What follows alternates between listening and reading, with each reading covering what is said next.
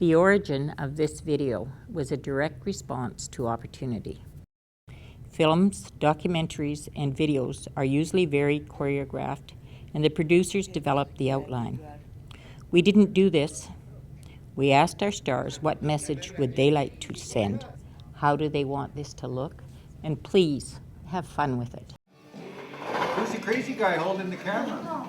Wolf Timberland. Shaq. The Shaq cam.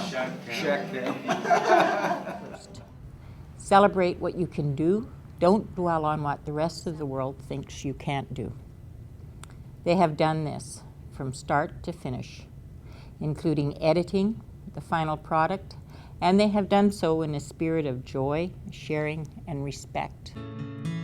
Dispel the myths about people with disabilities. Let the public see you as people first.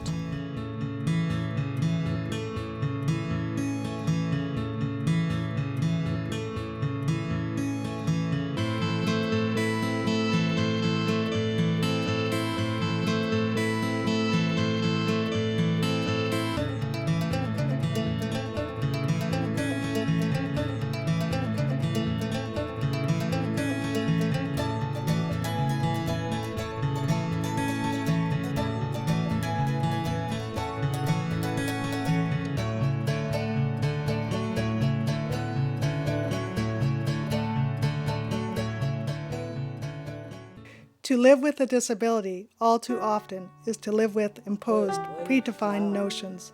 Notions that limit, notions that confine, notions that restrict. However, this is a story of 4 individuals who, with the support of their friends, family, and community, have achieved balance both in their personal and professional lives. The lives and experiences of 4 participants create unique perspectives on life, based off of self-worth, a strong sense of independence, the ability to grow, and create opportunity. Raised with a strong sense of independence early in her life, Roxanne took her notion of independence as the foundation to set herself free from the confines of her disability and create a legacy for others to follow. Well, I welcomed the change to move back to Vancouver. I'd lived out of the Lower Mainland for almost 10 years, dividing my time between Cranbrook and working for my own nation, the Dunaka Nation, and working in Kamloops. I applied for a job here. We're in Pitt Meadows, BC, very close in proximity to Vancouver, about 45 kilometers east. The Katzie First Nation is about 480 people, and I've been working here since November of 2006. And the traditional territory extends all the way through parts of Langley and Surrey.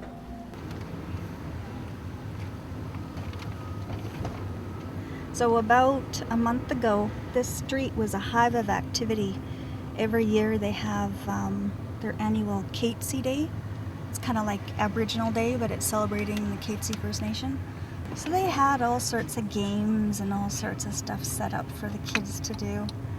And I got to volunteer and spend a day selling tickets for the concession and for all the games and everything. So I got to meet all the people. It was raining, but nobody seemed too concerned.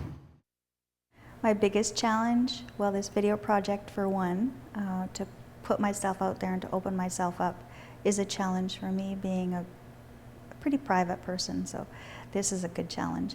And for most of my life I've had an irrational fear of water. So in our discussions and the planning for this, one of the participants, Mike, is a, I guess, avid fly fisherman. And I've always said that that's something I'd like to do to challenge myself and to see if I can overcome that. And so that the next segment is going to be fly fishing with Mike. An avid outdoorsman, Mike demonstrates what is possible when a life-altering injury creates new challenges every outdoorsman yearns for.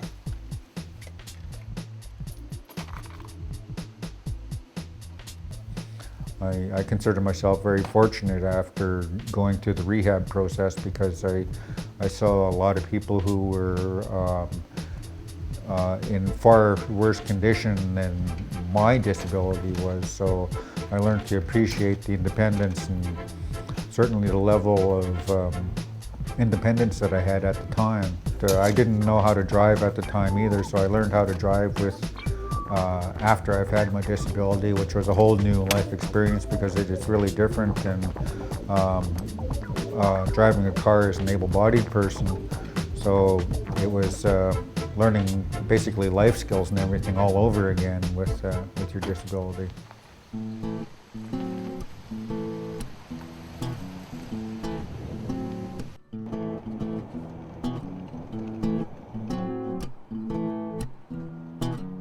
No, Roxy, go around it the other way.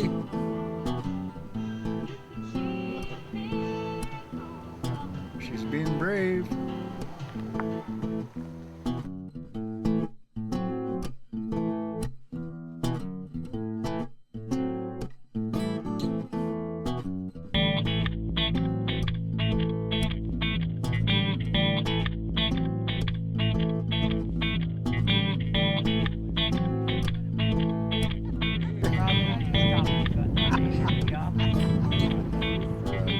Some of my relaxing things that I do today is I enjoy fishing.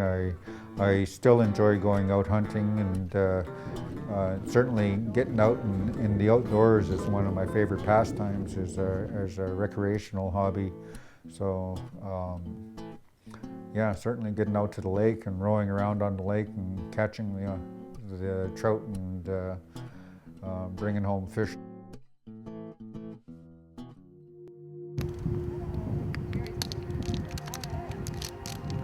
Realizing that I was so proud of myself for making that $300 on that summer job, that I was proud and I knew that I could support myself, that I could make my own money and I could take care of myself.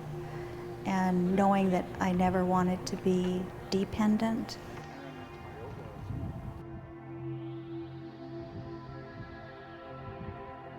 Can you say hi?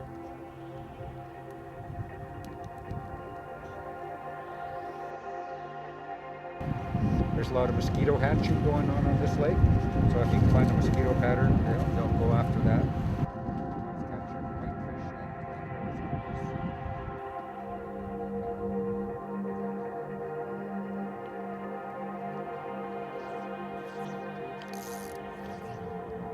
Emphasize the importance of having pride in yourself and having confidence in who you are.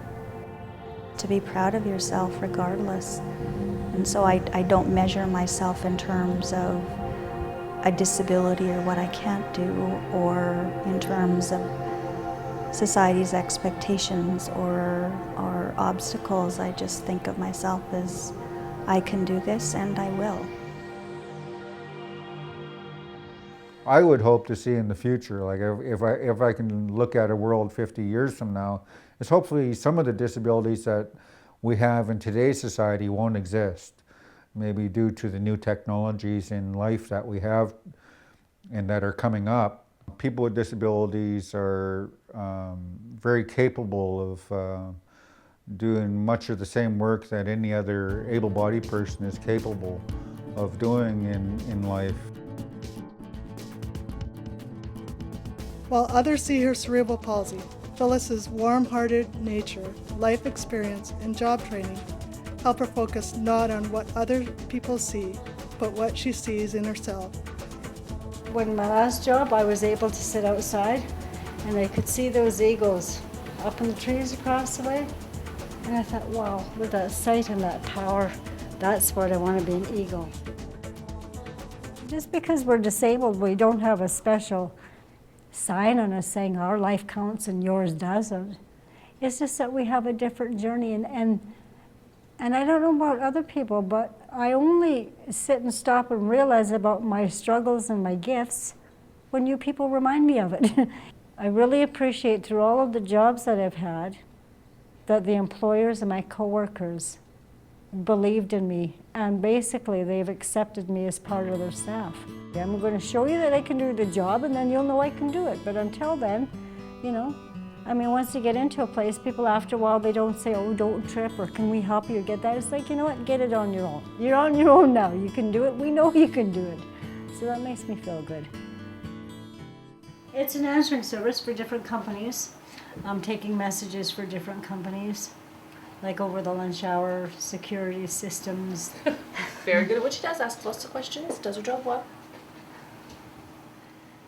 And it's very nice to work here because it's new. They're meeting a lot of new people. Nice. I like it. I really like it. When I first came to Kamloops, I thought, you know what? I should try and climb a mountain. And I thought, yeah, right. You know, you're never going to do it, but it's always there in my mind. It's something I don't know why I needed to do. A group of us, I think there was about 10. We started out at early in the morning and decided we're going to tackle the mountain. And then you start to walk, but you don't look up. You don't, because if you keep looking up, it just seems like it's way up there. And it took 7.5 hours to get up there. But more so than just doing it physically, and probably a lot of people don't kind of think of it, to me it's become such a symbol in my life. With his family firmly by his side, Kyle embraces life, full of pride, excitement, and a belief which gives him the strength to face life experiences awaiting him.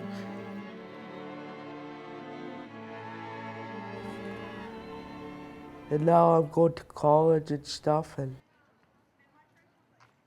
oh, it's awesome. It was an awesome experience. My first day, I was kind of scared, but it's an awesome experience to be up here, be up with adult education and stuff, because you got to further your goals. To be in the future, counseling will be my biggest goal in the future.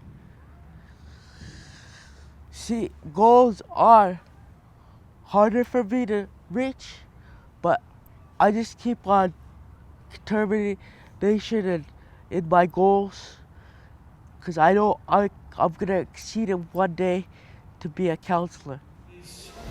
We have a quick announcement here. We have a men's grass dancer named Kyle Sterling, and this time would like to thank his father, Martin Sterling, for donating his kidney to Kyle in April of 2005. He'd just like to acknowledge his father in the special way. Martin has extended Kyle's life for many years. Kyle is so happy to dance this weekend, and it is an honor to have you here celebrating with us, Kyle. Thank you very much for being part of our celebration. Oh, my dad, it's a good relationship. I love him so much, you know. I love all my parents, both my parents and my grandparents, because that's who I get my support from and everything. It takes a lot of energy out of my body, but I'm out there and it inspires everybody else to dance, because they see me with my crutches and I'm powwow dancing and it lifts spirits. My culture is very strong to me in my heart. I love going to the powwows. First Nations people should always be proud where they came from. Especially me, I'm proud because I'm special needs. Thank you very much, sir, Blackfish. I love you, Mom.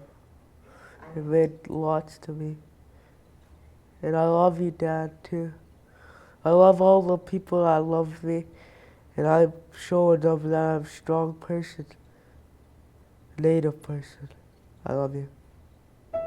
You're my only and most important person in my life. We do not define ourselves by the opinion of others. We live by our own definition. We live our lives, set our goals, and face life's challenges from a stance of choice and determine our own destination. Education takes on many forms and prepared them for their jobs.